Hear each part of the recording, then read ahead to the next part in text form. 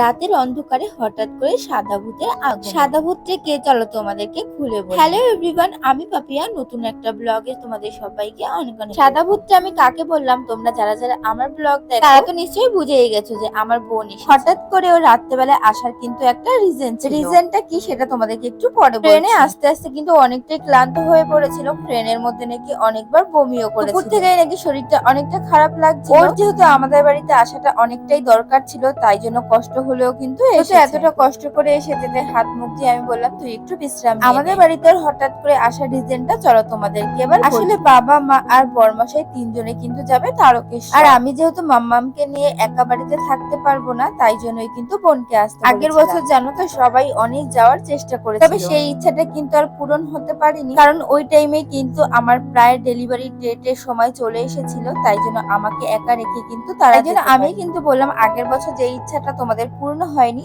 এই বছর কিন্তু তোমাদের ইচ্ছাটা পূর্ণ, তবে বাবা না টানলে কিন্তু বাবার কাছে যাওয়া জানো তো। আমিও না তারকেশ্বরে মোট দুবার গেছিলাম, আরো একবার যাওয়া বাকি রয়েছে, তবে বাবা যেদিন টানবে তখনই কিন্তু আমার যাওয়া হবে। যাই হোক, বোন কিন্তু আমাদের সবার জন্য সিঙ্গারা নিয়ে মুড়ি মাখা করে সিঙ্গারা দিয়ে কিন্তু সবাই সন্ধ্যাবেলা টিফিন করে বিকেল বেলার দিকে মা অনেক রকমের শাকসবজি নিয়ে এসেছিল, সেগুলোকে নিয়ে এখন বাঁচতে বসেছে। এগুলো কি বলতো, এগুলো কিন্তু হলো বেতো শাক। এখন যেহেতু বেতো শাকের একদমই সময় না লাস্টের দিকে, তাই দেখো গাছগুলোতে কেমন বীজ হয়ে গেছে। বেতো শাকের সাথে কিন্তু দেখো অনেক ধনেপাতাও এনেছিল, আর ধনেপাতা গুলো কিন্তু অনেকটাই ফ্রেশ, সাথে কিন্তু আরো সর্ষে গাছ নিয়ে এসেছিল, তবে এগুলোকে কিন্তু রোদে দিয়ে ভালো করে শুকিয়ে নিয়ে তারপরে আজকালকার দিনে কিন্তু সহজে খাঁটি জিনিস একদমই পাওয়া যায় না। যখন সেই খাঁটি জিনিসটা পাওয়া গেছে তার মর্ম তো তাকে দিতেই হবে। কষ্ট হলেও এইসব জিনিস খাওয়া কিন্তু শরীরের পক্ষে অনেকদিন ধরেই জানো তো বাজার থেকে চালের গুঁড়ো কিনে আনা সময়ের অভাবে কিন্তু পিঠে বানানো শীত পেরিয়ে এখন কিন্তু অনেকটাই গরমকাল পড়ে গেছে। মাকে বললাম চলো আজকে আমরা দুজনে মিলে একটু পিঠে বানাই। শাশুড়ি মা কিন্তু আমাকে জিজ্ঞাসা করেছিল যে আমি কি পিঠে খাবো। এই বছর যেহেতু পৌষ সংক্রান্তির দিনে আমাদের পুলি পিঠে খাওয়া হয়নি, তাই মাকে বলেছিলাম আজকে পুলি পিঠেই বানাও। এই যে পিঠেগুলোকে সাজের মধ্যে শেপ দেওয়া হচ্ছে, এই সাজগুলো কিন্তু মেলার থেকে কিনে এনেছিলাম। একটা এরকম শেপের আর একটা কিন্তু সিঙ্গারার মতো শেপের, এই দু রকমের কিন্তু সাজ।